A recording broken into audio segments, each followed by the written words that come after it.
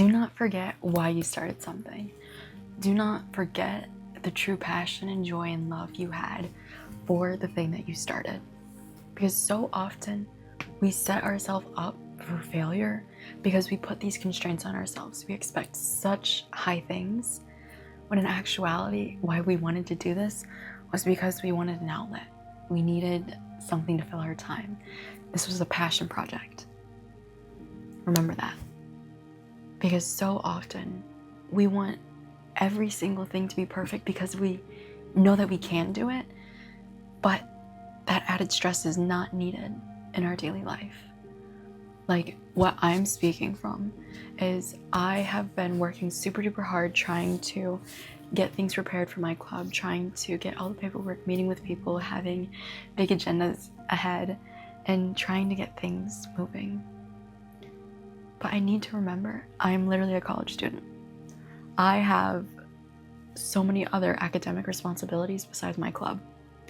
And I need to remember that. And I can't have every single thing perfect the way that I want it to be, because that's just not life. I am, part of me is like, I'm literally a STEM major trying to run a club and be a full-time student athlete. I can't just give my all to this club because I want to get so much experience out of it. And I have put so much pressure on myself to run it like my own business that I would one day love to have. But I remember that I can't put that pressure on myself. Because one, that's not realistic. Second of all, I'm still a student. And third of all, that is not a priority that it should be.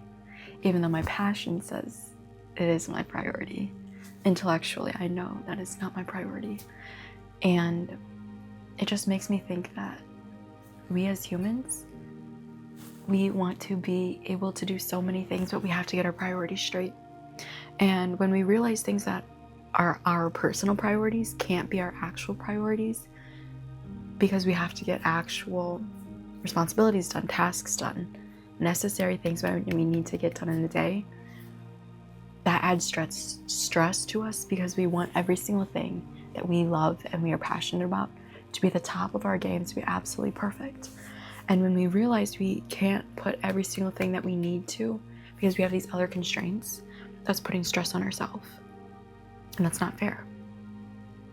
And we have to remember that, yes, this is a passion project. Yes, this is what I love to do. And yes, these are building skills that one day can benefit you and I, what you're working on. We have to realize that we have to be in the present, and we have to take matters into our own hands and focus on our priorities now. I know it's so a shock of reality of when you have to be like, no, I have to put my passion aside and actually get my job done. It hurts. And it's kind of like, man. But we can't even put that pressure on ourselves to work on our passion, because once we have that stress, it's no longer a passion. And I think we have such high expectations for ourselves to knock it out of the park, be perfect every single time, be prepared for every single thing, that we set ourselves up for failure. Because that's not human, that's not realistic. And that's not how reality is. And when we expect these things, we think that we have to rationalize them every single time. We have to prepare for the worst. We have to prepare for the biggest thing of our life. But it's not. This is just one of the pinnacles of our lives. This is just a mountain peak to another mountain. You know, there's going to be highs and lows to every single thing that we do in life. And that's just how life is. And when we expect the biggest thing to be the biggest thing and we realize that, oh, it's chill, then it's fine. You and I are learning as we go. No one says you know what you're doing. No one thinks you know what you're doing. Just because you've done 18 weeks of something, 18 years, 18 months, 18 whatever, it doesn't matter. You and I are still learning every single day that we progress. And we have to learn to give ourselves grace that we can't be 110% on every single time, because we can't be at two places at once. Even though we have these ideas, when we have these creativity, we have to be able to realize we need to lean on people, and that you and I can't do every single thing, and that You have to take a step back.